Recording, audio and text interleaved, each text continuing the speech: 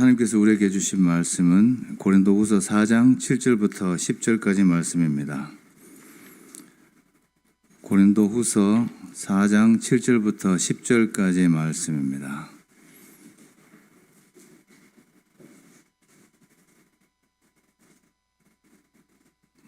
저 한 절씩 교독하겠습니다.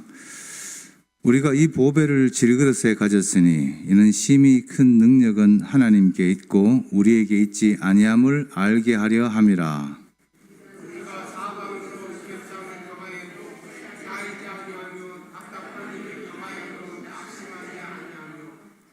박해를 받아도 버림바 되지 아니하며 거꾸로 뜨림을 당하여도 망하지 아니하고 함께 읽겠습니다. 우리가 항상 예수의 죽음을 몸에 짊어짐은 예수의 생명이 또한 우리 몸에 나타나게 하려 함이라. 아멘. 할렐루야. 오늘 수요예배 함께 하시는 모든 분들에게 하나님의 넘치는 은혜와 평강이 함께 하시기를 주님의 이름으로 축원합니다. 옆 사람과 인사하시겠습니다. 주님의 이름으로 축복합니다. 주님의 이름으로 축복합니다. 우리가 사람을 비유할 때 그릇에 비유하는 경우가 많습니다. 저 사람은 그릇이 참 크다, 저 사람은 그릇이 작다, 이런 표현을 자주 쓰죠. 성경에서도 사람을 그릇으로 표현하는 경우가 있습니다. 예레미야 예가에 보면은 패망한 이스라엘 민족을 보고 질항아리라고 표현했고, 이사야 선지자도 우리는 진흙이요 주는 토기장이니 우리는 다 주로 주의 손으로 지으신 것이라 이렇게 말합니다. 우리를 이제 그릇에 비유한 것입니다. 신약에 와서는 이 사도 바울이 이 표현을 자주 씁니다. 디모데후서 2장에 보면 큰 집에는 여러 종류의 그릇이 있는데 어떤 그릇이 쓰임을 받을 수 있는가에 대한 이야기를 하면서 그릇을 사람으로 비유하는 것을 봅니다. 어떤 그릇이 여기서 쓰임을 받습니까? 깨끗한 그릇이지요. 금그릇도 있고 은그릇도 있고 질그릇도 있지만 결국 쓰임받는 것은 깨끗한 그릇입니다.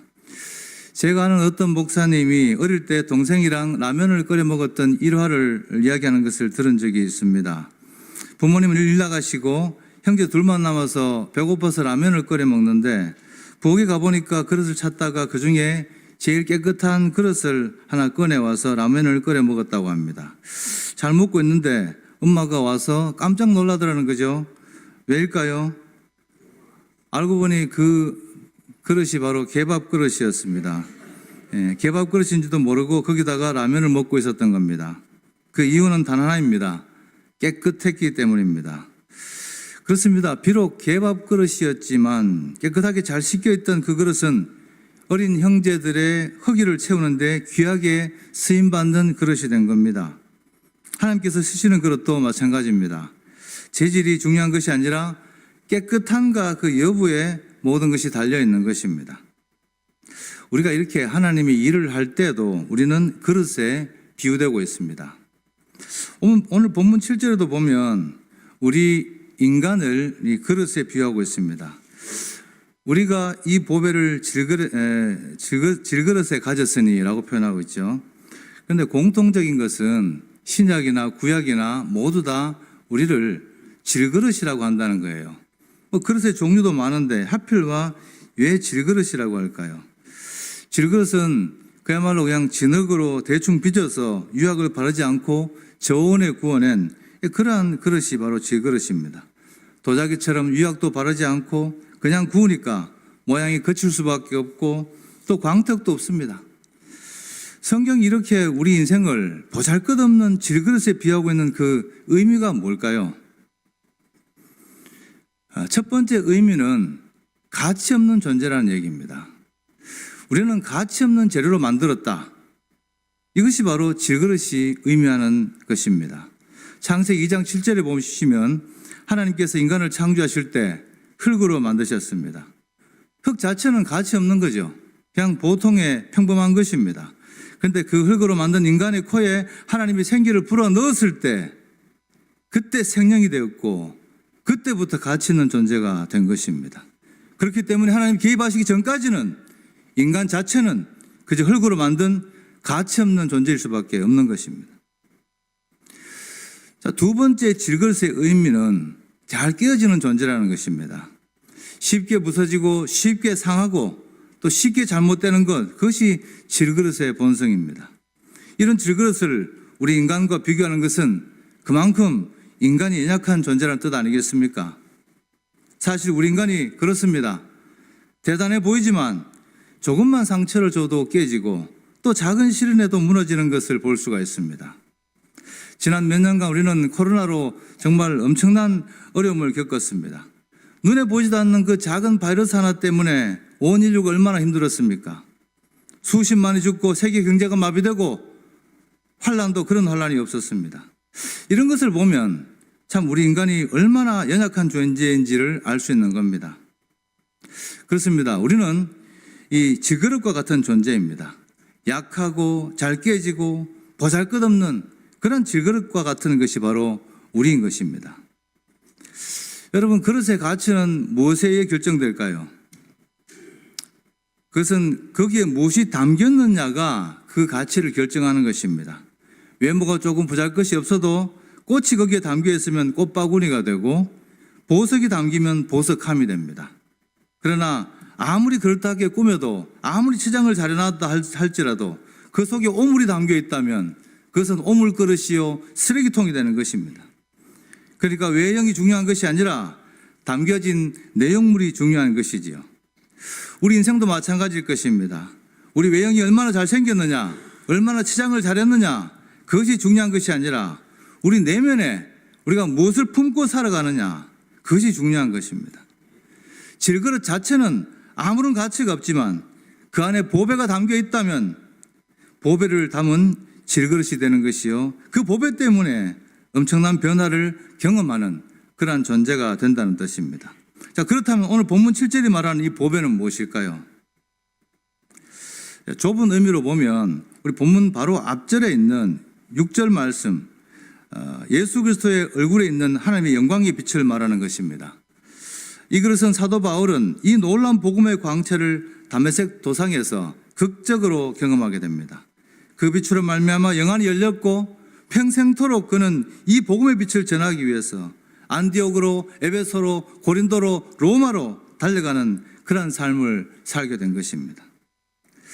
또 넓은 의미로 보자면 이 보배는 부활하신 예수 그리스도 그 자체를 말씀하는 겁니다. 베드로전서 2장 7절 말씀을 보면 그러므로 믿는 너에게는 보배이나 믿지 아니하는 자들에게는 건축자의 버린 그 돌이 모퉁이의 머릿돌이 되었다고 말씀합니다. 그러니까 예수 그리스도가 믿는 자에게는 바로 그 보배 자체라는 것입니다. 그렇습니다. 우리 안에 계신 보배는 그냥 보배가 아니라 살아계신 예수님, 부활의 능력을 가지신 바로 그 예수님이 우리 안에 계시기 때문에 우리 안에 그 보배가 들어오게 되면 엄청난 변화가 일어나는 것입니다. 최소한 두 가지 변화를 말할 수 있습니다. 첫 번째는 능력의 원천이 달라진다는 겁니다. 지금까지는 나의 힘, 나의 노력으로 살아왔다면 이제는 나의 능력이 아니라 심히 큰 능력이신 하나님을 의지하는 그런 삶이 되는 것입니다. 이런 면에서 우리 인생의 능력의 원천이 달라지는 겁니다. 둘째는 우리의 신분이 달라지는 것입니다. 과거에는 단순한 질그릇에 불과했는데 가치도 없고 존귀함도 없던 그런 질그릇일 뿐이었는데 우리 안에 보배신 예수 그리스도께서 들어오시는 그 순간 우리는 보석 같은 존재가 되는 것입니다. 하나님의 사랑을 받는 존귀한 인생이 되는 것입니다. 이런 의미에서 우리가 예수님을 만난다는 것이 얼마나 위대한 일입니까? 아무리 많은 것을 가져도 아무리 화려하게 치장한다 할지라도 그렇게 꾸며도 예수 그리스도를 만나기 전까지는 질그릇은 그냥 질그릇일 뿐입니다. 그러나 거기에 보배신 예수 그리스도께서 오시게 되면 감히 그 누구도 깨뜨릴 수 없는 강력한 인생이 되어지고 누구도 감히 넘볼 수 없는 그러한 존귀한 인생이 되는 것입니다. 이 사실을 믿으시기 바랍니다. 이런 측면에서 우리 인생의 최대 과제는 이 보배이신 예수 그리스도를 영접하는 것입니다. 예수님을 영접하는 그 순간 우리는 질그릇은 질그릇이되 그냥 질그릇이 아니라 보배를 담은 질그릇이 된 줄로 믿으시기 바랍니다. 우리 삶 가운데 참 보배이신 예수님이 담기게 되면 여러분 어떤 역사가 일어나게 될까요? 오늘 본문 7절을 함께 읽겠습니다. 본문 7절 시작. 우리가 이 보배를 질그릇에 가졌으니 이는 심히 큰 능력은 하나님께 있고 우리에게 있지 아니함을 알게 하려 함이라. 심히 큰 능력, 하나님께서 주시는 이 심히 큰 능력이 우리 안에 머물게 된다는 것입니다. 그러면서 주님이 우리 안에 계시게 되면은 나타날 수밖에 없는 한 능력이 오늘 본문에 소개됩니다. 그것이 바로 극복의 능력입니다. 어떤 일을 당한다 할지라도 그것을 극복할 수 있는 능력, 그 능력이 우리 안에 생긴다는 것입니다. 여러분, 크리스찬이 되었다고 해서 시련이 없습니까? 아니죠. 우리가 예수 믿는다고 해서 넘어지지 않습니까? 아닙니다. 우리도 넘어집니다. 그런데 보배신 예수 그리스도를 가지게 되면 넘어져도 다시 일어날 수 있다는 것입니다. 그것도 한 번뿐만 아니라 오뚜기처럼 일어나고 또 일어나고 또 일어나는 그런 존재가 된다는 것입니다. 이것이 바로 극복의 능력입니다. 여러분, 요즘에 그 회복 탄력성이라는 말이 유행합니다. 어떤 일을 경험했을 때 거기서 다시 회복하는 그 능력을 회복 탄력성이라고 합니다. 이것은 어떤 재난을 당했을 때, 정말 엄청난 일을 겪었을 때 어떤 사람은 쓰러지게 되고 어떤 사람은 다시 거기서도 다시 일어나더라는 거예요. 같은 일을 당했는데 누구는 쓰러지고 누구는 일어나더라는 것입니다. 학자들이 연구를 해봤습니다. 일어나는 사람들은 왜 일어날까? 뭐 때문에 일어날까? 왜 일어날까? 연구해봤더니 그들에게 공통적인 특징이 한 가지 있었습니다.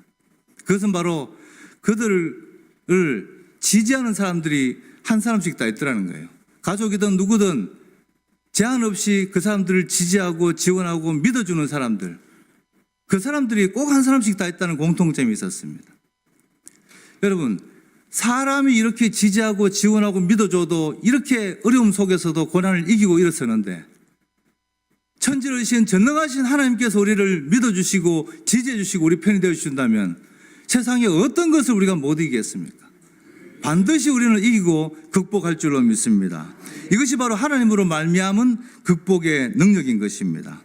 바울은 이 보배를 가진 사람의 삶이 어떤 것인지 자신의 경험을 떠올리며 4가지로 설명하고 있습니다.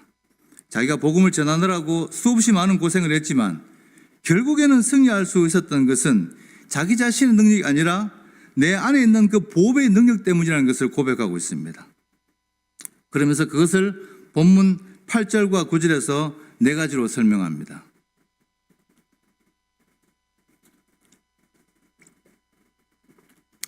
이 히터를 돌리니까 목이 마르네요.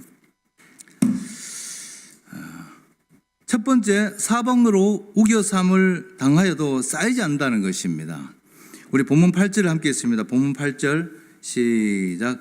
우리가 사방으로 우겨삼을 당하여도 쌓이지 아니하며 답답한 일을 당하여도 낙심하지 아니하며, 이 2개가 나오는데요. 먼저 하나 보겠습니다. 전반절입니다. 사방으로 우겨삼을 당하여도 쌓이지 않는다. 여기서 우겨산다고 하는 말은 헬라어로 틀리보라고 하는 단어입니다. 이것은 포도즙을 짤 때 이거 위에서 짓누르는 압력을 가하는 것을 말합니다. 집 바른다는 뜻입니다. 포도즙을 짜려면 여러분 얼마나 강력하게 압박을 해야 되겠습니까? 이처럼 프레스를 누르듯이 정말 강력하게 누르는 이런 경험들, 이것들이 바울이 복음을 전하러 가는 곳마다 사람들에게 둘러싸여서 압박을 받았던 바로 그 경험입니다. 그러나 바울이 경험해 보건대 그런 상황에서도 자기는 쌓이지 않더라는 겁니다. 이 쌓이지 않았다고 하는 이 말은 대적들이 겹겹이 포위해도 완전히 차단하지는 못하더라는 것입니다. 어딘가에 틈새가 있어서 그때마다 기가 막히게 빠져나갈 수 있더라는 겁니다. 이스라엘 백성들이 홍해 앞에 섰을 때 그 상황이 바로 이 우겨 쌓임을 당한 상황입니다. 앞에는 바다가 가로막혀 있고 뒤에는 애국 군대가 쫓아오고 있습니다. 좌우로는 정말 험한 바위산이 가로막고 있습니다. 그야말로 사면초가이죠. 사방이 다 막혔으니 열린 곳은 하늘밖에 없습니다. 이때 모세가 하늘을 향해서 하나님께 기도드렸고 그 기도가 이스라엘 백성들을 살린 기도가 되었습니다. 우리도 살아가다 보면 사면초가에 빠질 그런 때가 있습니다. 사방으로 우겨싸임을 당할 때가 있는 것입니다. 그때가 바로 유일하게 열린 하늘을 향해 기도할 때인 것입니다. 그 기도가 우리를 바울처럼 그리고 이스라엘 백성처럼 우겨 쌓임을 당해도 결코 쌓이지 않게 해줄 것입니다. 왜냐하면 우리 안에 보배이신 예수 그리스도께서 살아 계시기 때문입니다. 이 사실을 믿으시기를 주님의 이름으로 축복합니다. 둘째로는 답답한 일을 당해도 낙심하지 않는다는 것입니다. 8절 후반절입니다. 여기에서 답답한 일은 억울한 일, 기가 막힌 일을 말합니다. 그러니까 아무리 억울하고 기가 막힌 일을 당했다 할지라도 낙심하지 않는다는 거죠. 바울은 지금 억울한 상황에 놓여 있습니다. 자신이 세운 고린도 교회에서 배신을 당하고 사도의 권위까지 위협받고 있었기 때문입니다. 인간적 배신감은 이루 말할 수도 없었을 것입니다. 그래도 그는 낙심하지 않고 자신의 안에 있는 이 보배를 의지해서 이 편지를 쓰고 있습니다. 억울한 것으로 치면 여러분, 요셉만큼 또 억울한 사람이 있을까요? 아버지 사랑을 한 몸에 받고 자랐지만 형들에 의해서 애굽의 노예로 팔려갑니다. 그러나 요셉은 낙심하지 않고 열심히 살아갔습니다. 덕분에 주인집의 신뢰를 얻게 됩니다. 그것도 잠시뿐이고 보디발의 아내에게 억울한 누명을 쓰고 감옥에 갇히게 되죠. 가도 답답하고 또 억울한 일들만 계속되는 겁니다. 이쯤 되면 인생을 포기할 만도 한데, 그러나 요셉은 감옥 안에서조차도 희망을 잃지 않고 하나님께 주신 지혜로 애굽 왕의 꿈을 잘 해몽해서 애굽의 총리까지 됩니다. 우리가 살아가다 보면 이런 답답한 일이 없을 수 없습니다. 그러나 그때도 바울처럼 이 요셉처럼 낙심하지 않아야 하는 것입니다. 왜냐하면 우리 속에 보배이신 예수 그리스도께서 계시기 때문입니다. 그 답답함과 억울함을 주님은 다 알고 계시기 때문입니다. 셋째로 박해를 받아도 버림받지 않는다는 겁니다. 본문 9절을 함께 있습니다. 본문 9절 시작. 박해를 받아도 버림받지 아니하며 거꾸로 뜨림을 당하여도 망하지 아니하고. 사도 바울이 복음 때문에 얼마나 많은 핍박을 받았는지 우리는 잘 알고 있습니다.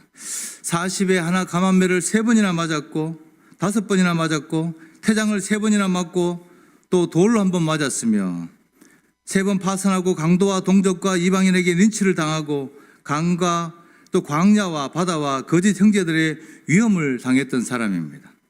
그러나 바울은 도저히 견딜 수 없을 것 같은 그런 박해를 받았지만 버림받지 않았다는 겁니다. 기독교 2000년의 역사를 돌아보면 박해의 역사라고 할 수 있습니다. 그만큼 교회와 성도들이 엄청난 핍박과 박해를 받아왔습니다. 로마 제국으로부터 박해를 당했고 공산주의자들로부터 박해를 당해왔습니다. 권력으로 무력으로 끊임없이 박해를 당해왔지만 그때마다 기독교는 없어지기는커녕 오히려 강력해지고 부흥해왔다는 사실입니다. 지금도 사실 기독교가 새로운 박해의 시기를 보내고 있다고 해도 과언이 아닙니다.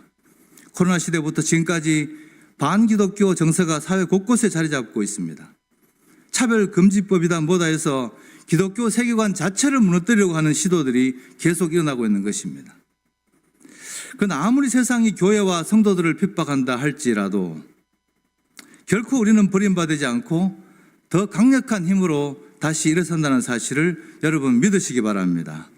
왜냐하면 우리 안에 예수 그리스도께서 살아 계시기 때문입니다. 자, 마지막으로 거꾸로 뜨림을 당해도 망하지 않는다는 것입니다. 9절 후반절입니다. 거꾸로 뜨림을 당해도 망하지 않는다. 여기서 거꾸로 뜨림이라고 하는 이 말은 바닥에 패대기를 친다는 말입니다. 높은 곳에서 바닥으로 던져서 최후의 일격을 가는 것을 말합니다.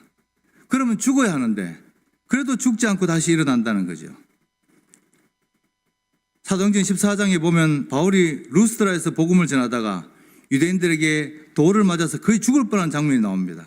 그 당시에는 돌에 맞으면 대부분 다 피투성이가 되고 다 죽었습니다.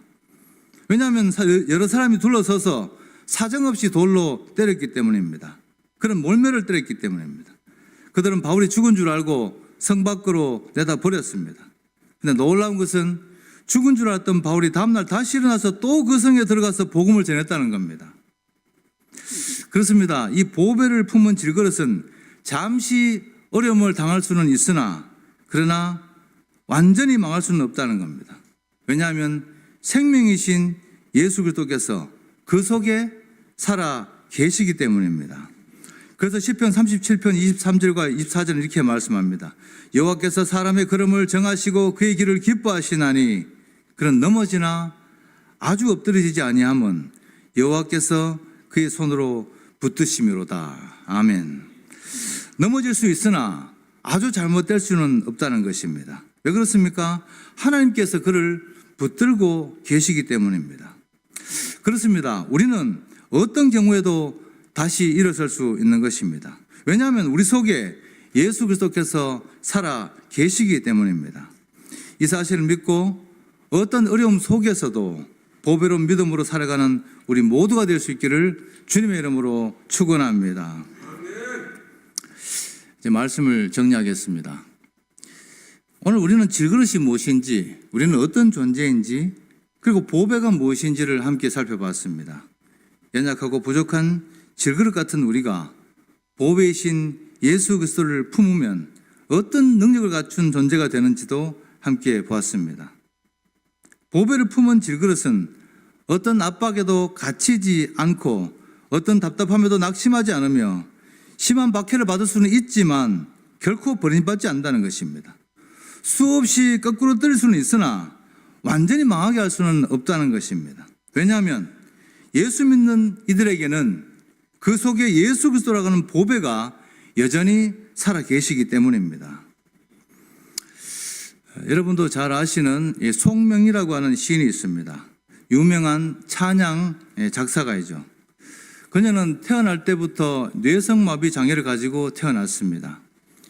7살 때까지 누워서 지냈고 어머니가 업어주면 고개가 자동으로 뒤로 이렇게 젖혀져서 허리가 꺾이는 그런 문제 때문에 극심한 고통으로 힘들어서 자지러지게 울기도 하고 또 대들기도 하고 원망도 하고 소리 지르기도 하고 한마디로 몸과 마음과 영혼이 완전히 황폐하게 된 그러한 자매가 바로 송명이었습니다.